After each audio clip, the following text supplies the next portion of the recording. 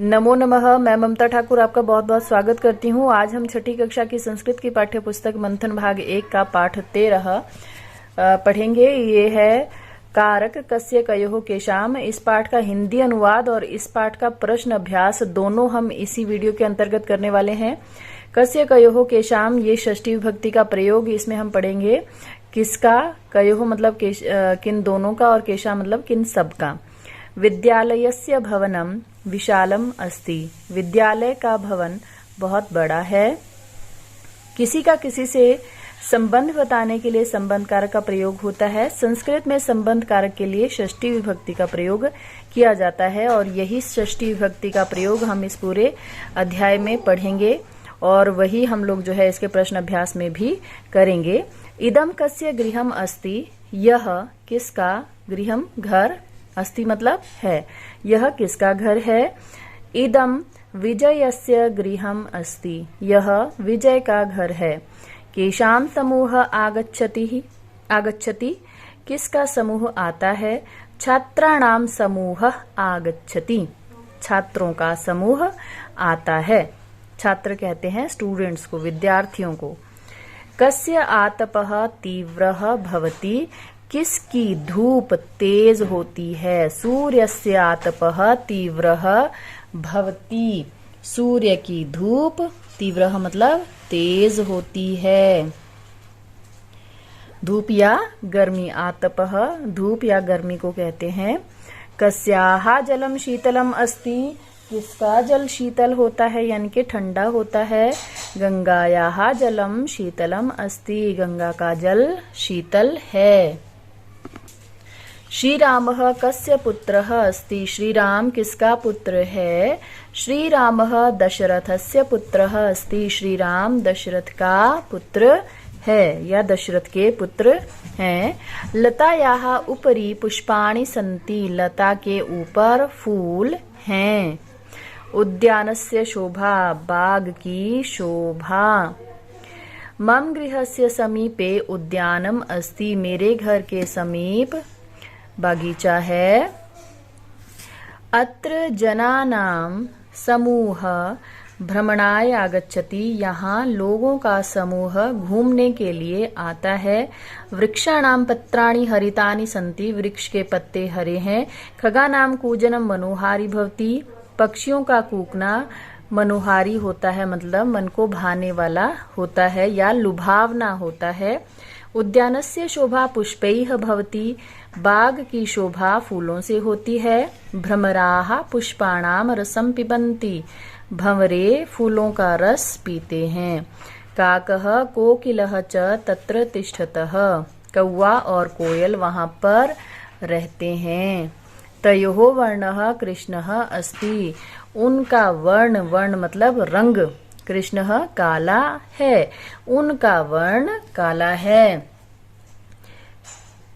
काकस्य स्वरः कर्कशः भवति, कौवे का स्वर कर्कश होता है मतलब कि कानों को तीखा लगता है ऐसा होता है।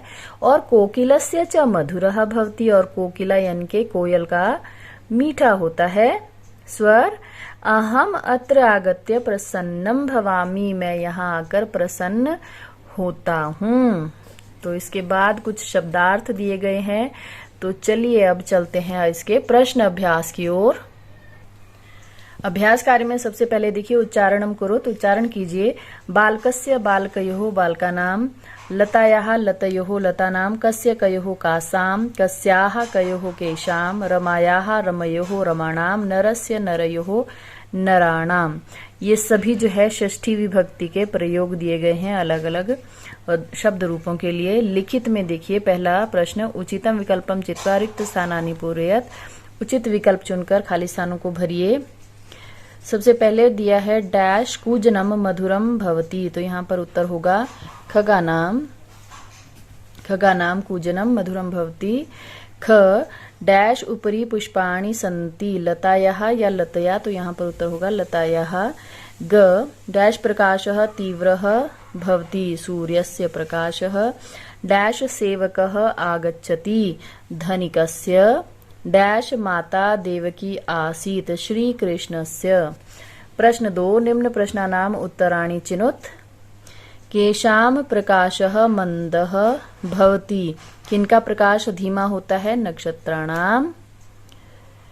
कस्याः जलम शीतलम अस्ति? गंगायाः। ग कस्य पुत्रः श्रीरामः अस्ति? किसका पुत्र श्रीराम है? तो उत्तर होगा दशरथस्य। कस्य वर्णः कृष्णः भवति? काकस्य। कस्य जनाः वीराः भवन्ति? भारतस्य जनाः वीराः भवन्ति। वाक्यान शुद्धम कृत्वा लिखत। अशुद्ध यहाँ पर दिए गए हैं, इनको शुद्ध करके आपको लिखना है। तो मैं पहले इनको लिख लेती हूँ, फिर आपको दिखाती हूँ लिखकर। श्रीरामः दशरथेन पुत्रः आसीत्। यहाँ पर हो जाएगा श्रीरामः दशरथस्य पुत्रः आसीत्। खगैः कूजनम मनोहरम भवति। खगानाम कूजनम मनोहरम भवति। ग में हो जाएगा बालकस्य गृहम इदम अस्ति।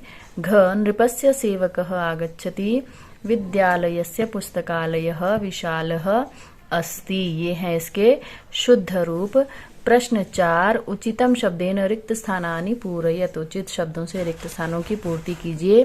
शब्द देवस्य, देवयोः,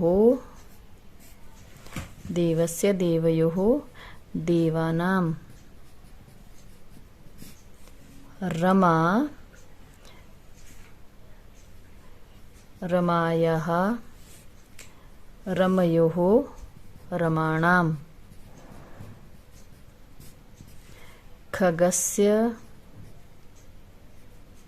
ये सब षष्ठी विभक्ति के ही रूप हैं। खगस्य, खगयोः, खगानाम। पुष्पस्य, पुष्पयोः, पुष्पाणाम। नरः का हो जाएगा नरस्य, नरयोः, नराणाम। और इसके साथ ही ये अध्याय समाप्त होता है। वीडियो को अंत तक देखने के लिए आपका बहुत बहुत धन्यवाद।